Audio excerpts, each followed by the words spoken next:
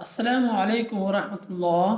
بڑی پیاری نصیحت کہ اگر کوئی شخص یہ کہتا ہے کہ میں خدا تعالیٰ سے محبت کرتا ہوں اور وہ اپنے بھائی سے نفرت کرتا ہے تو جھوٹا ہے، مکار ہے، کیونکہ جب وہ دکھنے والے انسان سے برا سلوک کرتا ہے تو نادیدہ خدا سے کس طرح محبت کر سکتا ہے۔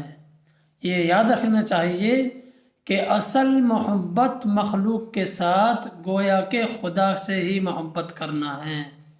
اگر آپ اپنے بھائیوں سے، لوگوں سے محبت کرتے ہیں تو گویا کہ آپ خدا سے محبت کرتے ہیں، ورنہ جو خدا دکھنے والا نہیں ہے اور انسان موجود ہے، جب موجود یعنی سامنے والے سے آپ محبت نہیں کر سکتے تو پھر خدا سے کس طرح محبت کر سکتے ہیں؟